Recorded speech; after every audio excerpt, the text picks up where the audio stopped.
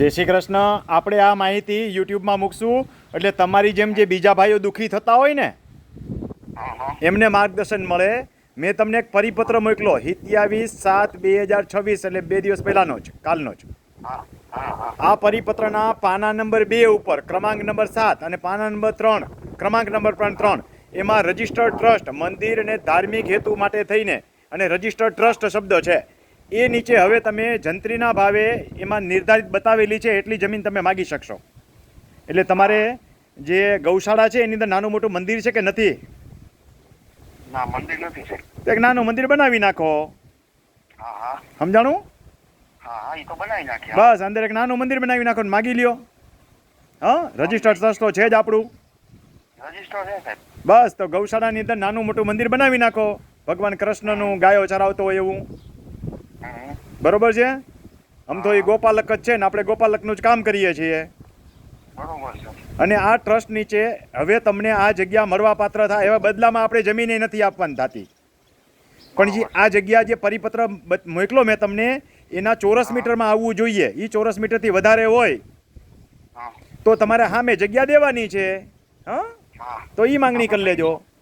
ના, 300 વર્ષ છે. બસ તો આ પરિપત્ર મેં મોકલો એ વાંચો. હા, વાંચી લીધો મેં તો. તમારા જેવા ગૌશાળામાં જે કામ કરતા હશે બધાને આ માહિતી ઉપયોગી થશે કે સરકારે જે આ જમીન ફાળવણીની વાત કરી છે કોઈ ખેતીની જમીન ફાળવણીની વાત નથી કરી. એમાં ઔદ્યોગિક હેતુ, રહેણાંકના મકાન, મંડળીઓ અને ટ્રસ્ટ.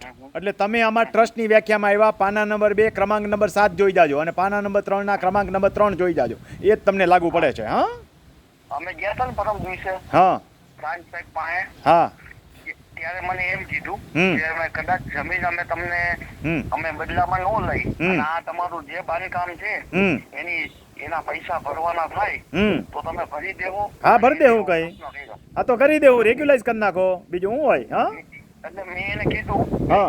કદાચ રૂપિયો ભરવાનો થાય ને હા, તો તમે 2 રૂપિયા અમને કહેજો ભરવાના, અમે ભરી દેવું. બસ બસ. ના ના, એમ સામેથી નહીં કહેવાનું, એને કહેવાનું ટ્રસ્ટનું છે, થોડીક રહેમ રાહે કહેજો એમ કહી દે ભાઈ. હવે તો આ પરિપત્રનો લાભ લ્યો, સાથે સાહેબને પરિપત્ર બતાવો.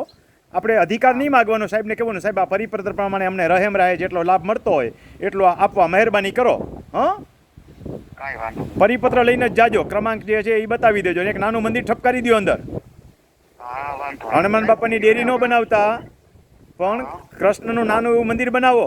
હાવ નાનું હશે તો હાલશે. હા, અને સાહેબ હું હમણાં ગયો હતો ને પ્રાંત સાહેબ પાસે ત્યારે મને એને પરિપત્ર જ માંગ્યો હતો. ગૌચરમાં જમીન નીમ કરવા બાબતનો ગૌચરનો ઠરાવ કે એવું કાંઈ તમારી પાસે છે?